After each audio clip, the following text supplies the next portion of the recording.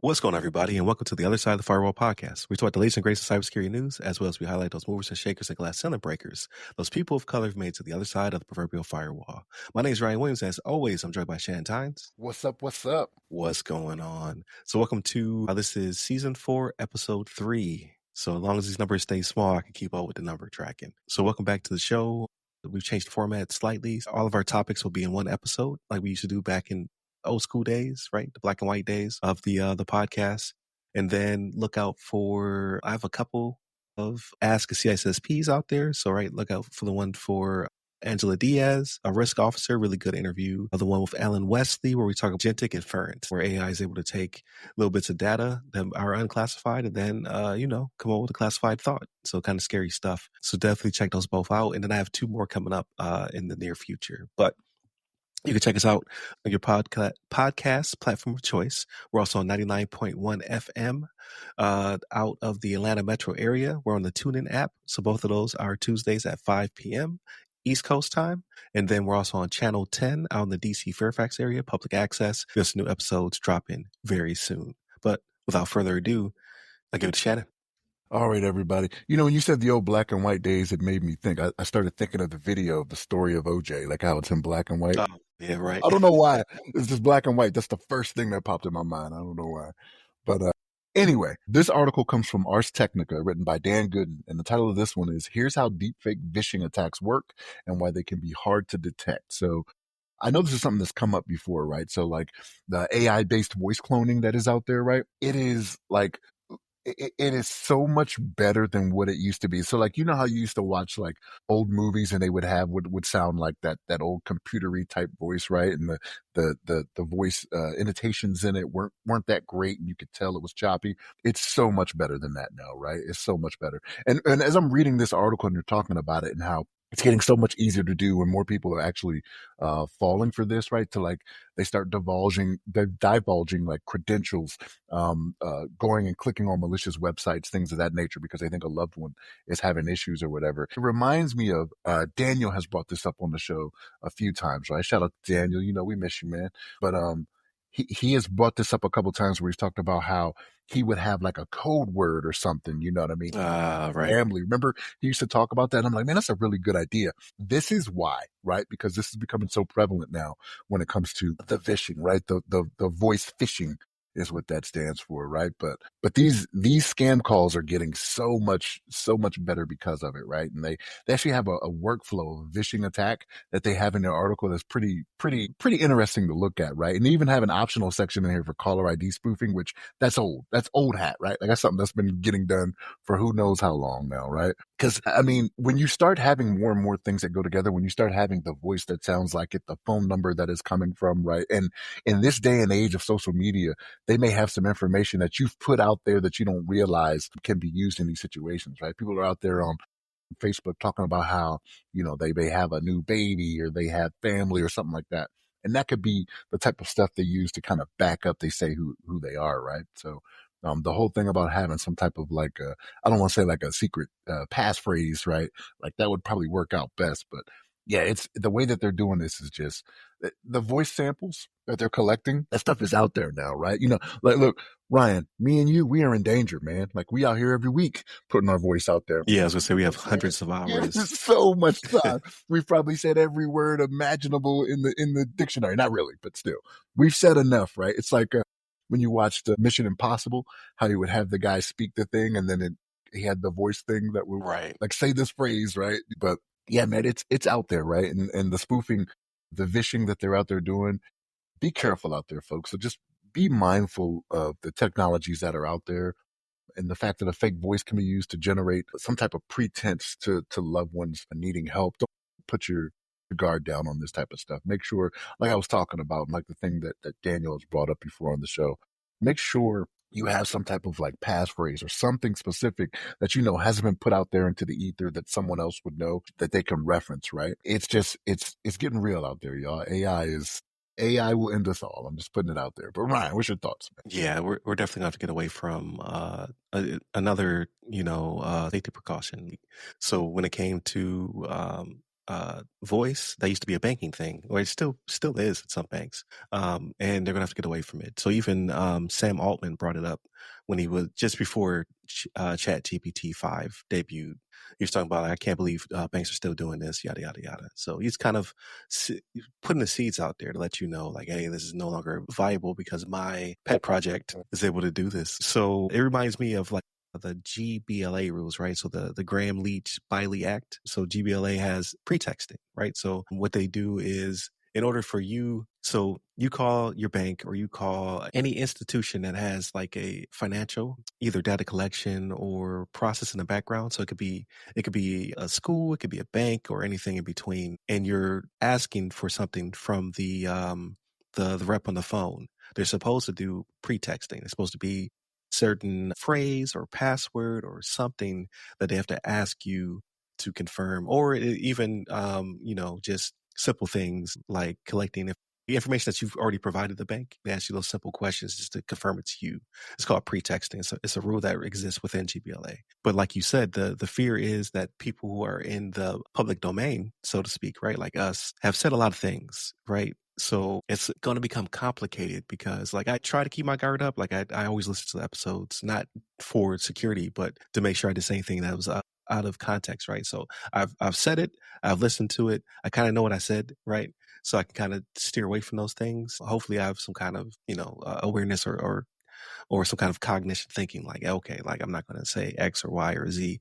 I try not to talk about vacations until after they're over, right? I don't really post about them most of the time while I'm out there. Like, just certain things I try to delay until I'm already back home. So I think the same thing goes for pet names and, certain birthdays and certain dates, right? Right. We'll talk about, like, oh yeah, this is 1 year anniversary of the podcast and things like that. But that's something I wouldn't use necessarily with my bank, right? We'll try to keep as much private still private, but yeah, we're cooked, as the young kids would say. And AI can definitely put together a bunch of coherent sentences based upon what we said, right? But the hope is that there's countermeasures being built, right? If an AI can mimic you, then we should hopefully be able to build some kind of system that can suss out, you know, AI voices. But they are getting really good, so that is kind of scary. We're cooked on fleek. Do the kids still say that? I don't know. I don't think they say on fleek anymore. Oh, no. Those two don't even go together. I don't know. We start flossing in the middle of the podcast. Gavin. We're still hip. I'm still cool. No, so like what you talked about with like giving a passcode and whatnot, like I know alarm companies will do that too. So like the home alarms, like if you have a home security system, they'll do the same thing. They'll be like, hey, what's the word? Blah, blah, blah. You know what I mean? So yeah, it's still something that's used out there, but you're right, man. Like it is something that we're going to have to get away from. And Sam Altman with ChatGPT, well, he's the Open AI CEO, right? It's not just ChatGPT. ChatGPT falls under Open AI. Am I right? Yes, right. Yeah. So like it may not just be Chat GPT out there, right? Like it may only be a matter of time before he's like, we got this one too, right? And we got this one and this one and this one. So right. Yeah, it's only a matter of time before that happens. But yeah, man, we're definitely cooked, like you said, as the young crowd says, because we. And the thing is, it's not even like you never do it with the intention of knowing this stuff can be used against you, right? Like that's always the case. It's just like with social media, right? The stuff that you put out there, you're just trying to share with family, but the nefariousness that these people that don't have good intentions can use it for, it's just crazy. Like the amount of stuff that they could do with it in this day and age, man, it's just wild. Yeah, yeah. And so not to derail us, but a quick thing that happened to me this past weekend. So I get a lot of spam calls. I always contemplate about changing my number, but it won't make a difference. So just call the new number. It's always recently it's always been to finish a loan application, right? And I'm not taking out any loans. I'm sure with the amount that they send out, they are snagging some people who are taking out loans. So just because it doesn't necessarily apply to me, it's probably like 1,000 people it does apply to. So it's worth their time. But what I've noticed is now they'll begin to speak, right? So I pick up the phone. Is this Ryan Williams? And then they'll start talking, right? But now they cough while they're talking to make themselves sound more human. So it's like, oh, I'm Sam calling from I don't know, Green Tree Lending Company. Excuse me. And then she'll start talking again. So I was like, that is clever. Well, I mean, you easily trip it up by just start talking, and it'll keep talking over you. right? So it's like, obviously it's not a human being. They can't hear you. But yeah, like they're adding human flaws in order to try to make you feel it's a real person. So just be careful out there. Like it's getting wild. You know what I started noticing, like as like my financial situation and my credit got better, is when I started getting all this stuff. I'm like, yo, wouldn't you like? Am I really the target Yeah, for when I need, yeah. Like what was back then you didn't want me. Now I'm hot. You all on me. I needed this loan a decade ago. Now I'm over here I'm concerned. I'm like, I'm trying to make sure I'm living beneath my means and I got something in the savings. Like now you want to lend me some stuff? No, I do not want your credit card. Get out of my face. So, you Credit Karma out here telling me how great my odds are for it now. I'm like, well, no. Yeah, like you trying to set me back. But I'll give it to you, Shannon, for the next topic. Man, that's funny. All right. The next one, man, go up here, is from cybersecuritydive.com. It's written by David Jones. And the title of this one is CISA, Microsoft warned about new Microsoft Exchange server vulnerability. And when I saw this, I thought this was a tie-in to the one we did last week where China accused us of doing the year-long. Right. Me too. Yeah. And I was hesitant because I was like, I've been on Microsoft for a couple weeks now, but hey, I'm sorry. I mean, when you're popular, that's what happens, right? Like when you were Yeah. used by 90% of the world out there, right? Like this is what comes with it, right? You're not a $4 trillion company now, I think is. Yeah. Four with a T. Yeah, the T, $1 trillion. If you like to sponsor the podcast, There will be no holla at your more. boy. There will be no more Microsoft.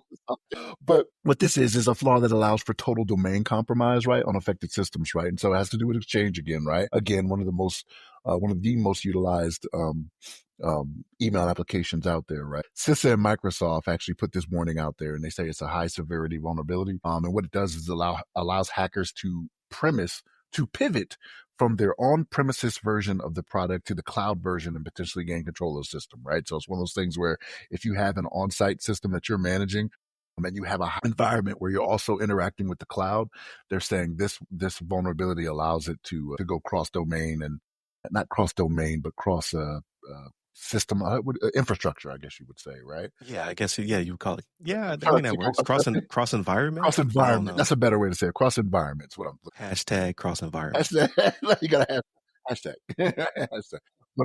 But yeah. But they're tracking it with the CVE, right? The CVE is 2025-53786. But they say that the fix for this was back in April, right? So even though they're just now talking about it, the fix for it was released in their April updates, right? So every month, Microsoft, I'll tell you right now, so every second Tuesday of every month, you can expect to see something coming out from Microsoft. That's when they release, right? It's Microsoft Tuesday, as I've known it for years now, right? So yeah, I was gonna say it's like Patch Tuesday or whatever. Would call it 100% of the time they will have something on that second Tuesday of every month, right? So, but yeah, this was an April 2025 Exchange Server hotfix update.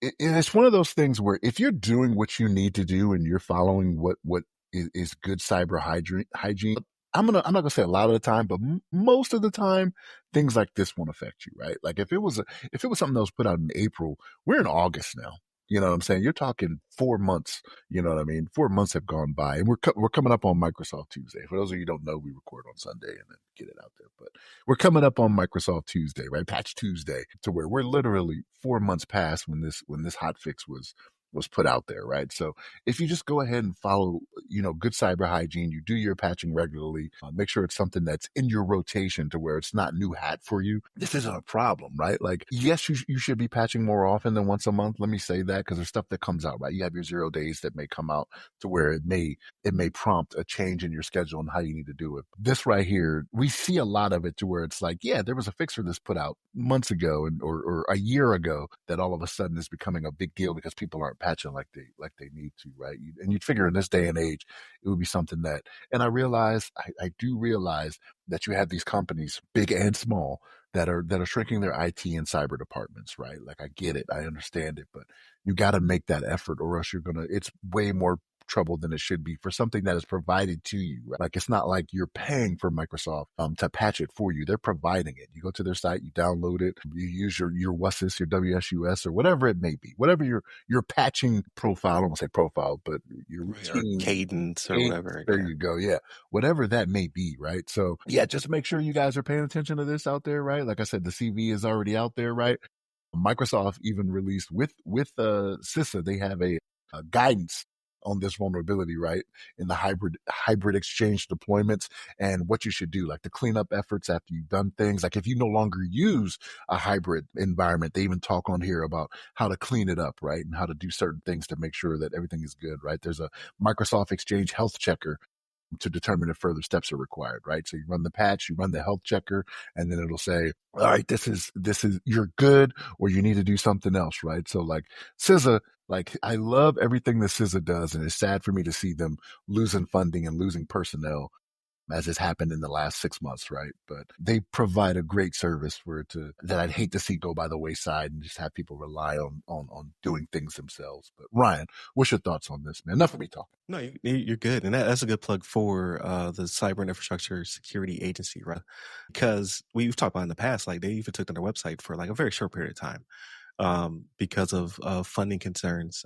But that's where I got this information from, right? I pivoted to an article because I always like to get a flavor or personality to go with the story, right? I just don't want to report things that come straight from the CISA website, even though it would be the most factual and robust. But that's when I have my consulting hat on, right? I'm using the CISA website to provide services. But when because we basically provide texture to the news, right? We're not reporters. We don't create the news, but we sit here and pontificate about these articles and what have you.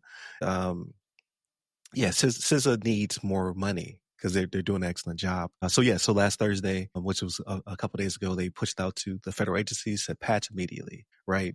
This vulnerability, if you have not already. And you might say, well, why didn't they patch already? Large organizations such as the Department of Defense, the defense, industrial base, things of that nature, they have to vet and test things before they just patch willy-nilly, right? But when a federal organization like CISA comes down and says, no, you need to do this now, then you're able to, change your cadence basically, and then patch immediately because you've been given federal guidance to knock this out. So it's a little bit different pipeline. You at home, whenever you see that update, right? Like whether it be your Chrome browser or your vulnerability, like your McAfee or whatever, your Windows Defender, or the operating system asks you for an update, you should probably just hit that button, right? There are some concerns. However, most likely you're pulling that patch right from the source.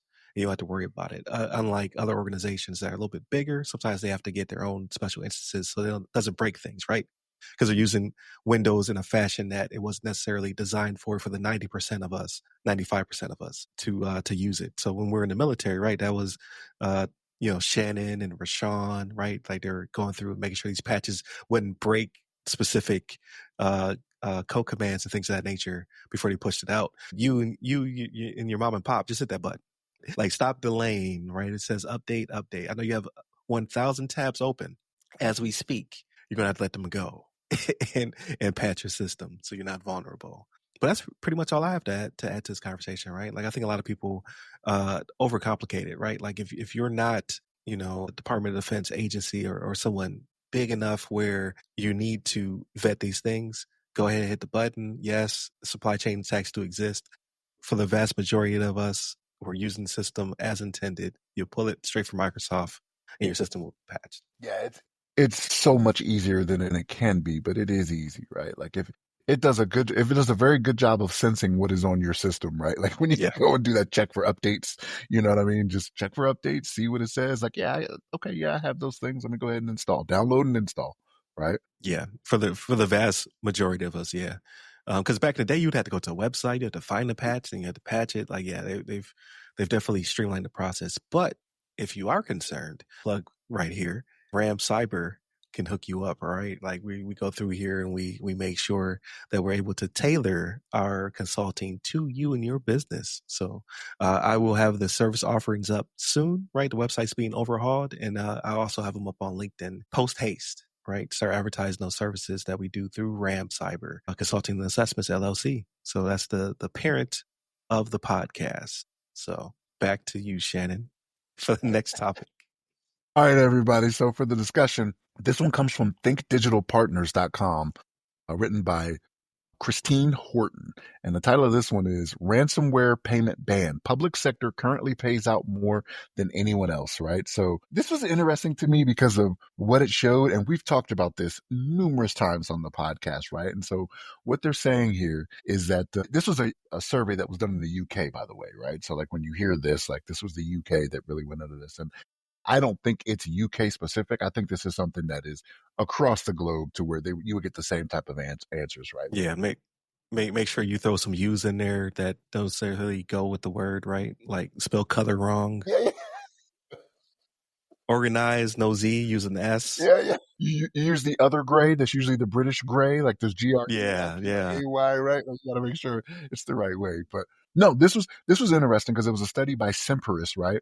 And what they found was that 83% of UK government and public sector organizations paid out to attackers, right? Attackers. Now, this is higher than the 69% rate of companies that did the same across the private sector, right? But when they asked them in the private sector, they were like, no, we don't, we 100, not 100%, but we like 90 some odd percent agree that they should not be paying out in the public sector, right? So they're Yeah, it was 94%. 94. Yeah, it was high, right? But then when they asked them, well, like if it was to happen to you, like would you pay? They were like, yeah, I would pay. You know what I mean? So it's like it's one of those things where like as long as I'm not in that situation right now, like yeah, don't pay the money, right? But if it happens to me, yeah, I'm more than likely gonna pay, right?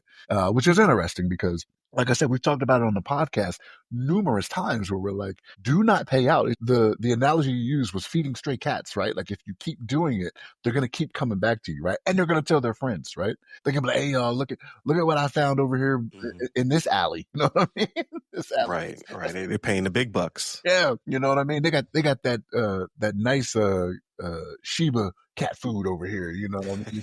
But no, it's an interesting discussion to be had, right? And I can't say I disagree.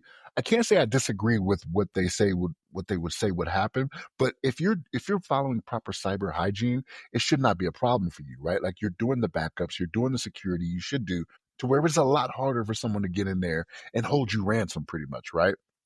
Or hold your data ransom. And like I said, Right. even though this was a UK survey that they did, I could guarantee you this is across the board where people feel the same way, right? Like they're like, there's no way they should be able to do this, right? Or they should be paying out for this, right? But they're talking about putting a ban out there for the public sectors, right? And so I don't know how much people know about the UK, right? But they have a lot of social programs that everybody pays into to where it could be kind of, I don't want to say disastrous, but they got public sector organizations like their NHS, which are National Health Service, I think is what it's called in the UK. It's their healthcare thing. Yes, NHS. It was a type by WannaCry back when they were on, I think their XP, right? It was a severe ransomware attack. Yeah, it was crippling, and they were paying. Yeah, but like, and that's the thing, right? So like, we know better now, and if you're following proper cyber hygiene, and here's the thing, I know the UK has invested money into this, right? When it comes to how to protect systems and things of that nature, right? And they're very ahead of the game when it comes to data privacy and things of that nature, to where it seems like this should be easy enough for them to do and not suffer a lot of consequences if something should happen, right? And again, as with everything, nothing is 100%, right? Even with all the best cyber hygiene practices, the best patching methods, things of that nature, you can still fall victim when it comes to ransomware, right? But if you keep paying, they will keep coming back, right? Regardless of what they say. How can you trust a criminal, right? Like they're already doing bad stuff. Right. Like, I'm only going to attack you this one time. yeah, until they find the which was crazy with with WannaCry, they were setting up call centers. Like they were like legitimately.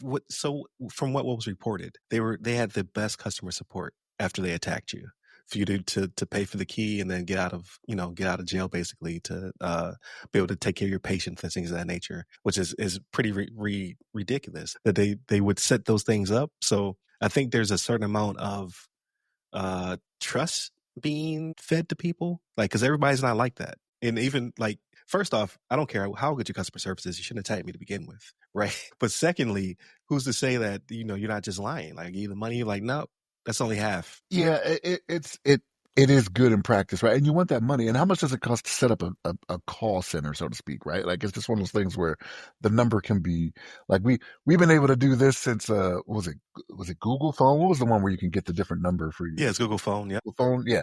Like so it's not like that's even been hard for so long, right? But yeah, the point of all of this is banning organizations, right, from providing ransomware payouts. It does sound good in theory, right? When you actually talk to these people, they're like, "Oh yeah, yeah, please don't pay them the money." And then when they're asked directly, like, "Would you pay the money?" "Oh yeah, I'd probably pay the money." You know what I mean? Like if you're in that situation, it's one of those things Right. where this is what I would do, right? It's like if somebody does something that you see and you're like, "Man, if that was me, I'd have punched him in the face." You know what I mean? But then when it really happens, you back down like they did. You know, you're like, "Hey man, I don't want no smoke." Right. You know what I mean? I don't want that. You know what I mean?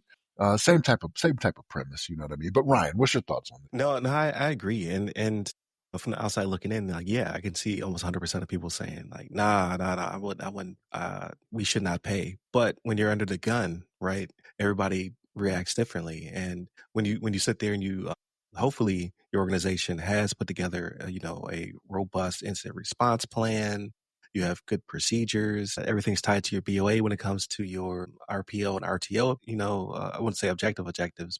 You know what I'm saying? Like when it comes to these metrics and your BIA set up, um, to say like we could be down for this long before we need to, do X or Y. Do we have good backups? Like, all that stuff's robust until it's not. Like if you've not tested it, if it's not been, exercised, and then you get hit, what are you going to do? You're gonna freak out. You're gonna panic, and you're gonna pay to get out of the situation. Or with your BIA, you could just be wrong on the amount of damage, like what the actual Right? business impact is. Like you thought the business Yeah. impact was this, but your analysis was wrong. Like you were Right. way off on what it was.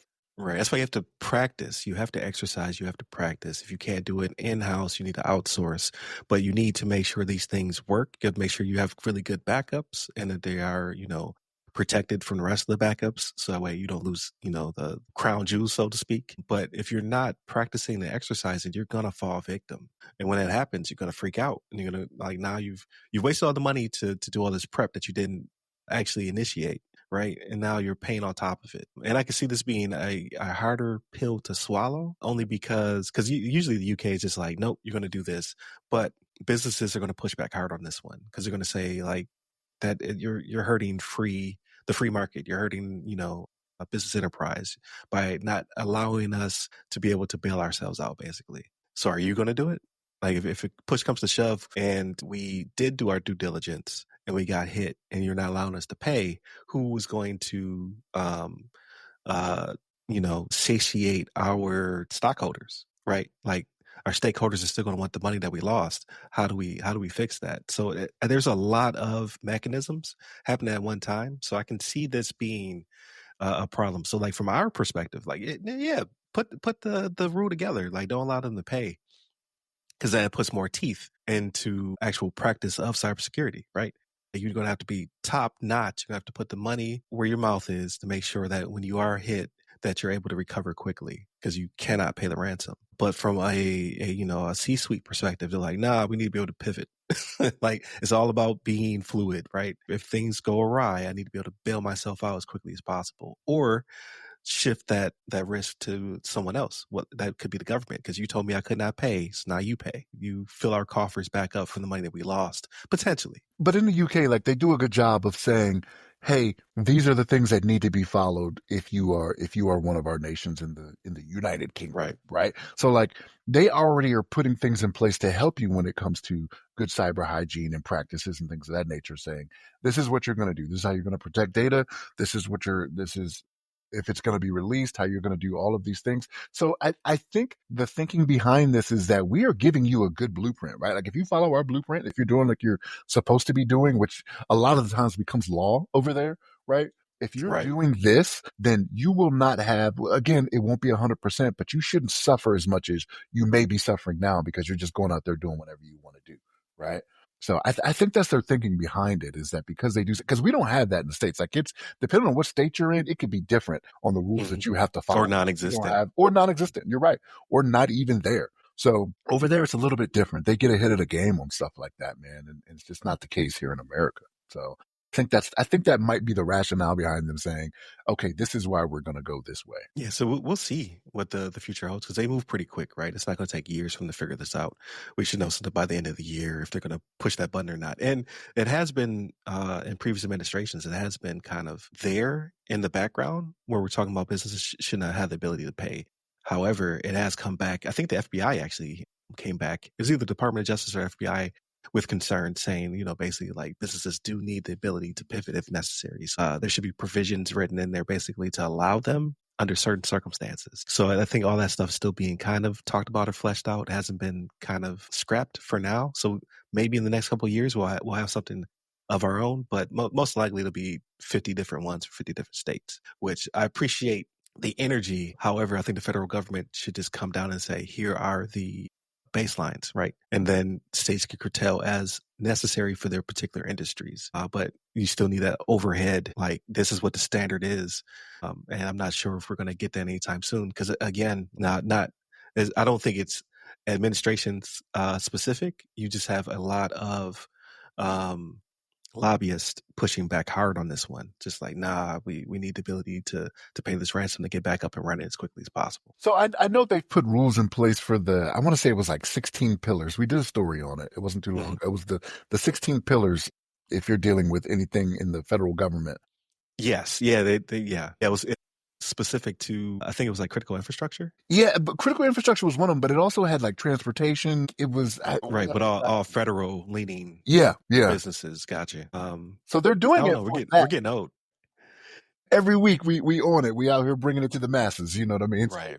We got over 900 episodes. I need to remember every single one. But they're thinking about it, right? So that's good. But companies still need to because there was a lot of articles I skipped over this week because they're kind of all similar. Because we already talked about the CPT teams out of Minnesota, but I think there was like 3 different cities that got hit with ransomware, and their insurer did not pay out, right? Because they didn't do their due diligence. Like one city got hit and they had no MFA. And they were like, we're not paying for that. So like this, it was tens of millions of dollar bill is now on you. And you've lost all the money you've paid to the insurance company as well, because you didn't have, simple best practices up and running. So we're not going to pay the payout. Like you're not getting any insurance money because you didn't do your due diligence.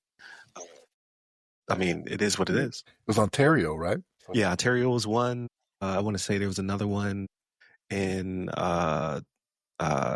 it was either Minnesota or St. Paul or something like that. And there was a third one, but they're all very similar where insurance companies are like, yeah, we're not paying if you don't do the simple things. Cause when you pay for cyber insurance, like if you ever look at the underwriting, the policy for a cyber insurance policy, which I do, like, look, another plug, which I do assessments to make sure that you're following the guidelines that you paid for, right? It'll tell you, like, you need to have MFA, you need to have a vulnerability scanner, you need to do pen testing certain times, you need to have, a business continuity plan. It needs to be exercised X amount of, times a year. Like it tells you verbatim what you need to do. So those are your artifacts for when you have to come to them to say, hey, we need you to pay. If you check the box and you sign, right, your CEO, your CTO, your CISO, whomever this responsibility was delegated to, sign that document saying we do these things, they are implemented. And then you get hit and you're unable to provide those artifacts, such as like, we don't even have MFA, but we said we did.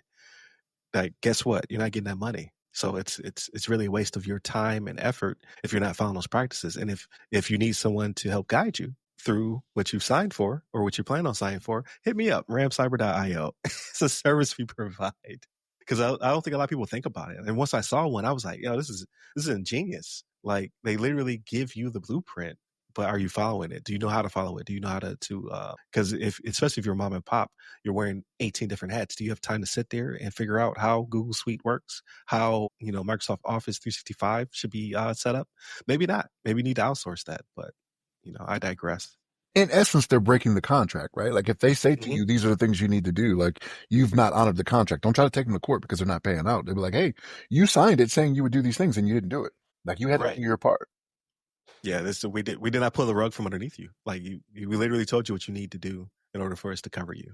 So it's an easy out for us. But moving on, so got to plug the guide. So definitely pick up your copy of The Other Side of the Firewall, right? Which is a guide that I wrote, has 26 interviews, including my own personal story of how these pioneers, these amazing people broke into cybersecurity against all odds, or from, very diverse backgrounds and things of that nature. We talk about people of color in cybersecurity, women in cybersecurity, the neurodivergent professionals in cybersecurity, veterans in cybersecurity. So we go through the full gamut. And if that is you or someone you know, definitely pick up the guide. You can pick it up from theothersideofthefirewall.com. So that is theothersideofthefirewall.com. Pick up your copy of the guide as well. But it's also available wherever books are sold. So it hits your boy up. But without further ado, Shannon, how was your week? Man, it was a good week.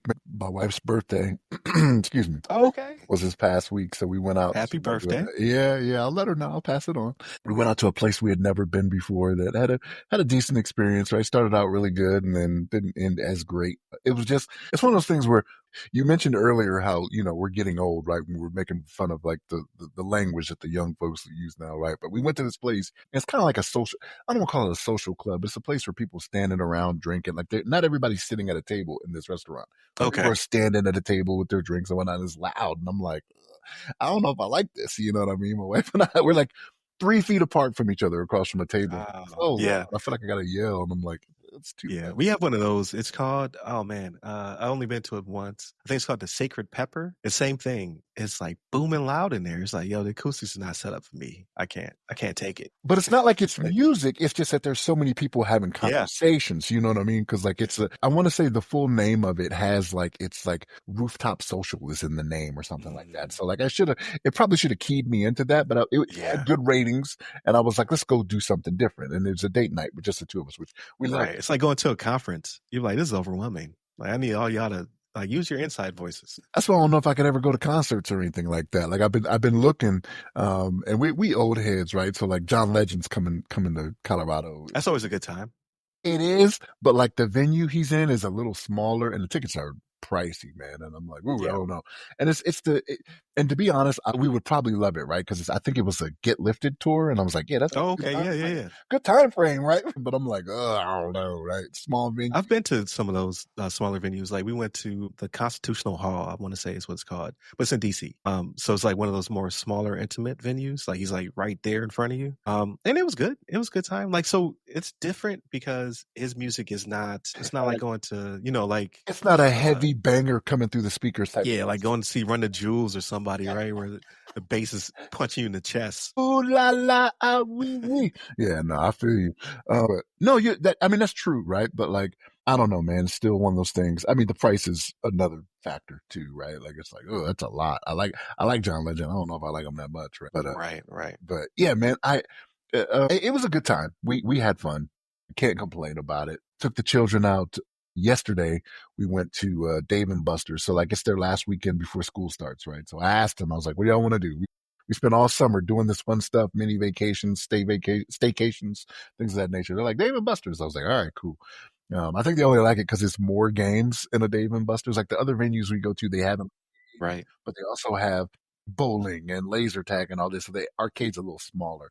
So they were like, Dave and Buster's, there's so many stuff there. Yeah, I would say that. Yeah. Because I've been to Dave Buster's a long time, but yeah, like they have way more arcade machines than a main event. If you go to main event, it ain't really. Main event is the other one. So main event is the one that I'm like, I like it better because it has the laser tag and the right. Yeah, you're doing everything else. Yeah. There's a couple arcade machines in the middle. So my youngest son, he's like, I want to do Dave and Buster's. And my daughter, she don't really care. She's like, yeah, Dave and Buster's, that's fine. But again, larger arcade, larger what do you call it, prize area or whatever, where you can cash in, the tickets or whatever you win, right? Right. So that's what we did. We did that, and then we went to a place called Milkshake Factory afterwards. We'd eaten an early dinner, late lunch. So we had a dinner before that. Right. We did Dave and Buster's, and then we went to this place called Milkshake Factory. It's a good place, man. So yeah, it was pretty good. Media watching, I got a little bit in. I actually had to write them down this time because I was like, wait a minute, let me see what I've done. Right. So my wife and I watched this movie called Heads of State. It's got Idris Elba and John Cena in it. Okay. Yeah. I've seen the trailer. Yeah, it's okay. It's got some funny parts, but it's like, it's not exactly what I was expecting. So it was okay. And then I got into like a Jean-Claude Van Damme loop, man, where I started watching these Van Damme things. Like I started seeing the thumbnails come up, and I was like, I haven't seen a Jean-Claude Van Damme movie in a little while. So I started with Time Cop, and I'm like, yeah, I was gonna say Time Cop is where you did the splits on the chair. Every movie, it's in every movie. He's gonna fit. He's gonna fit some splits in there. Yeah. 100%. And like when he did it, he didn't need to do it, right? Because like he jumped up on the counter to keep from getting electrocuted, and like does. I was like, Right. dude, you could just jumped up like Frog jumped up on your counter and just Nah. get electrocuted. He's Nah. like, no, I'm gonna do it. I don't train for these splits for nothing. Yes, yes. You know what I mean? It's wild, right? So like Jean Claude, it seems like he's always doing some type of dancing. He's doing splits every time. He always has the slow motion. That's his thing. But yeah, man. So I watch Time Cop, and again, these are folks. These aren't the best movies. They don't hold up really. And like realize this is the 80s and 90s was his time frame, right? Right. But watch that one. Watch Lionheart. Which Lionheart, I don't remember it being that way. Like as I watched it this time, I was like, I do not remember this being the premise of the movie when I watched it, and I was like, oh, okay, all right. It helped me remember that one. Kickboxer, another classic of his, right? Oh yeah. Watching Yep. Kickboxer when he trains to defeat Tong Po, which is crazy because I didn't realize this. So Tong Po from Kickboxer is also one of the guys that was in Lionheart. I don't know if you remember Lionheart, but one of the guys that was chasing him from France. It's the same guy. They just made his makeup make him look more Asian in Kickboxer. Really. Tong Po. Yeah. Same guy. Yeah. I was like, oh, I didn't even realize that. I watched this movie years ago. Never even clicked to me. Bloodsport, another one. It's a classic. Watch that one again. I don't know why I'm on the kick, and even now I'm like, what else can I watch? Even though they're not good movies, I'm like, Street Fighter. You got to do Street Fighter. It's yo, terrible. Street Fighter. That's true. That's true, right? That's Raul Julia's last role too, right? Yeah, and he was the only good part of the movie. Yeah, yeah. That's true. I gotta find that one.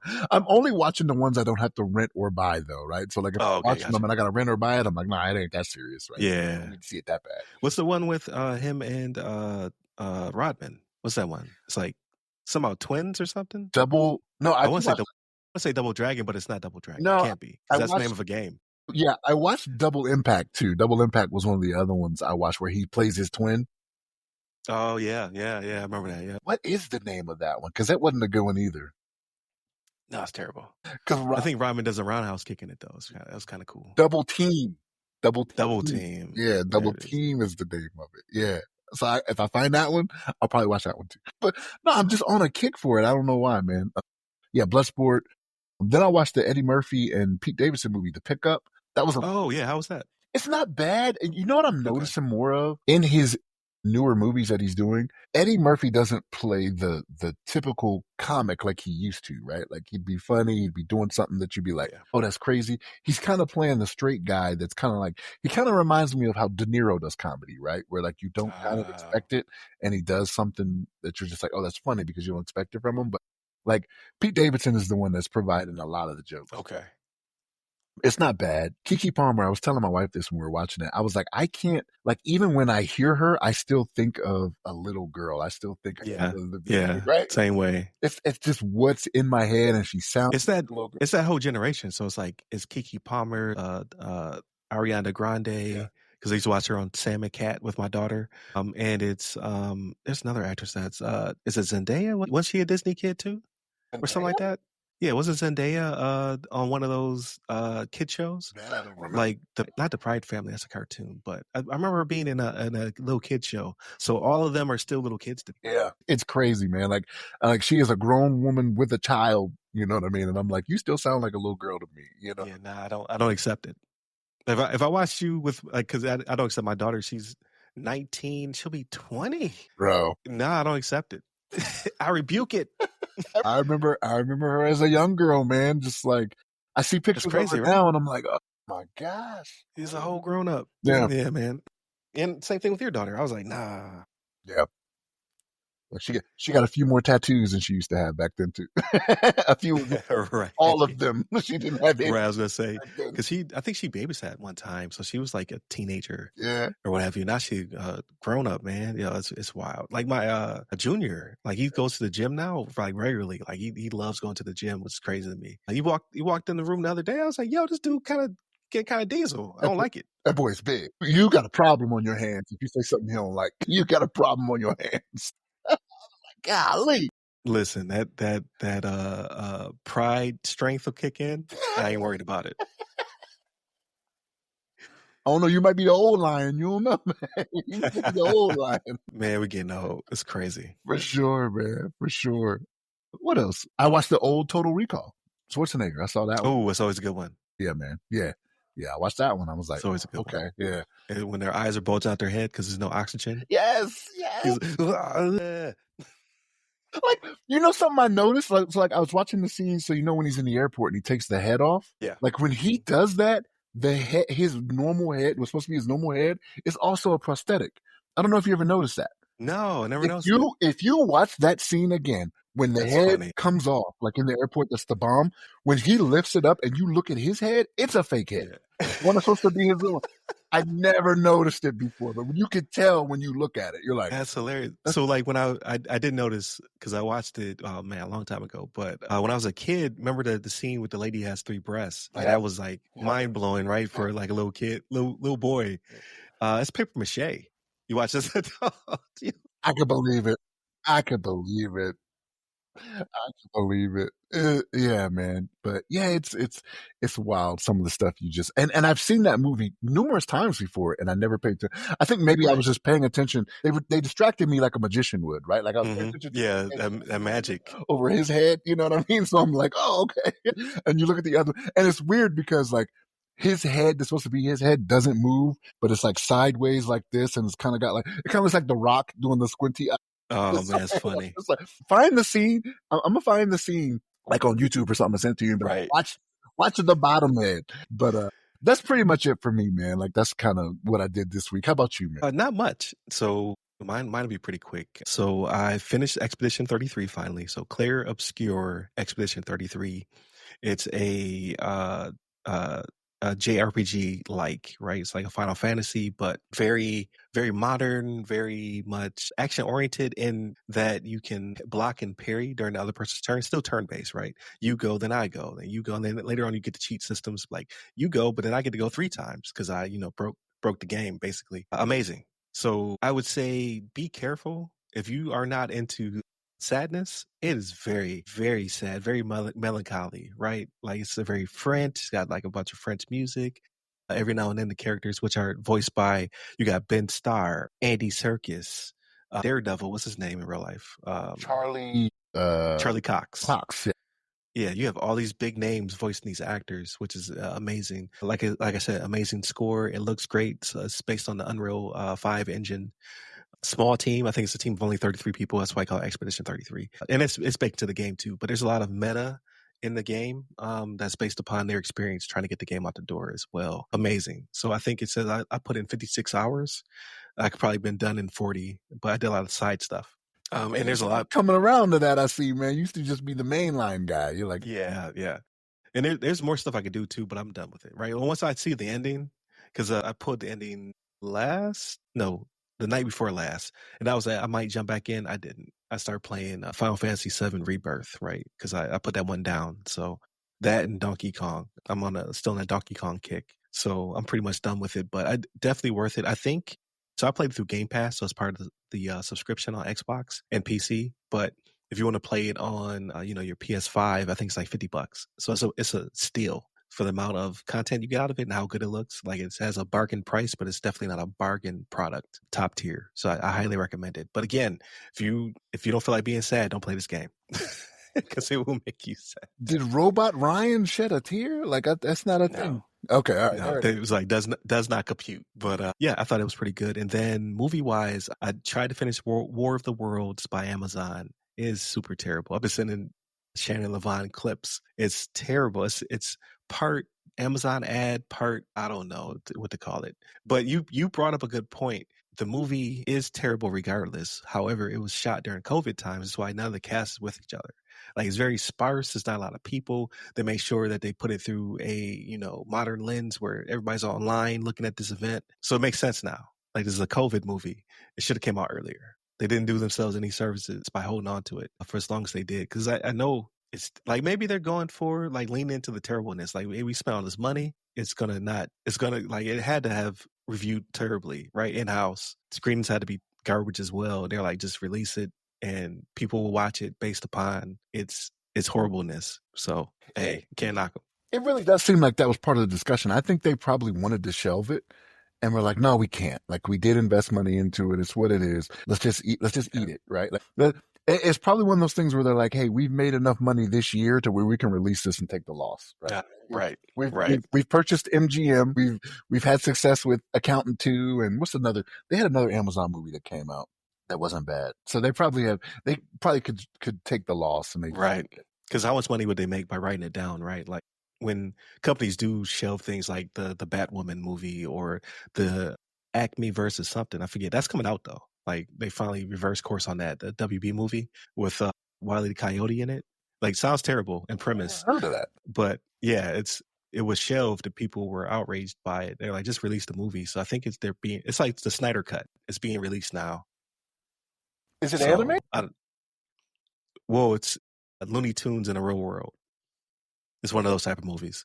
So I'll probably check it out. But I could not finish War of the Worlds. I got to the second in universe ad for like send the Amazon drone to Ice Cube because he didn't have a thumb drive. And I was like, I'm out. I was like the dude from Simon Cowell and America's Got Talent. yeah. For those reasons, I'm out.